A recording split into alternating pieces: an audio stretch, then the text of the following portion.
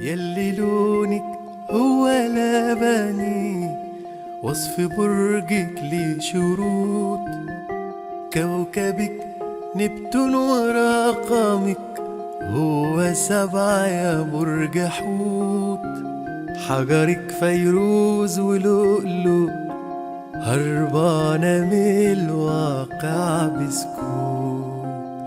اسمع الشام الكبير هيقول ايه على أنثى الحوت. أنثى الحوت جميلة جدا ولذيذة ونفسها عليها عزيزة، ممكن تعاملك وفي لحظة تقلب عليك الترابيزة.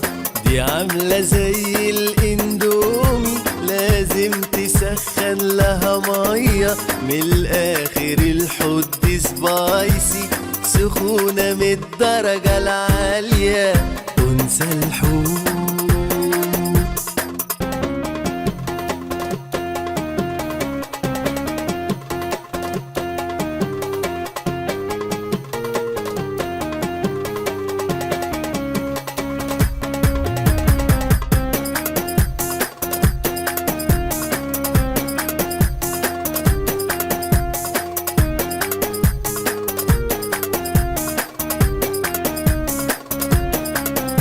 هوصفها بالتمن الغالي، مش اي حد هيشتري الحوت مقامها يا ناس غالي، احساس باكلة جمبري.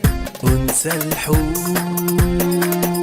شعبية جدا وحرة، ملهاش في مجد ولا في شهرة، رقيقة جدا ومسالمة تحت اي ظروف. أنثى الحوت ذكية جدا مراوغة، غموضها لا قوة ولا حولة، سرية جدا وخجولة مترددة ودي أحوالها. شريك حياتها لو اتعصب بكلمة منها بيهدى، تحس كلامها بيخدر أعصابه وفي لحظة بينسى. أنثى الحوت صعب المشاكل تعملها وكل خطوة بتعقلها، شخصية صلبة وخيال رومانسي وسخية جدا يا جمالها، أنانية جدا وخدومة وساعات كتير مش مفهومة، مؤدبة ودبلوماسية وضعيفة في النقد عموما. أنثى الحوت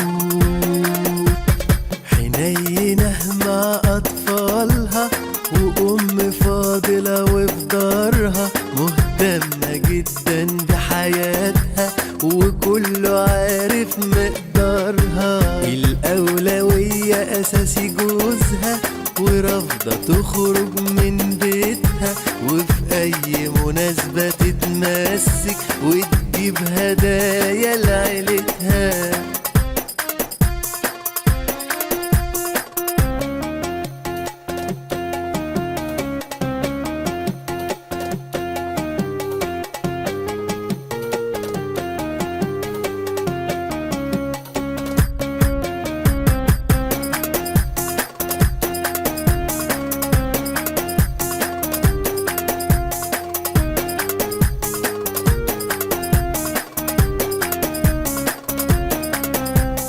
أنثى الحوت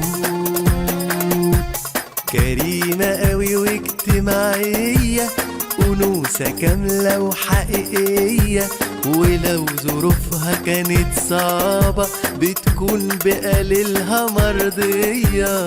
دي في المغازلة بتتفنن، لو عالدلع مش هتكلم، قصر الكلام ست تتجنن ومحافظة على سرها بسكوت.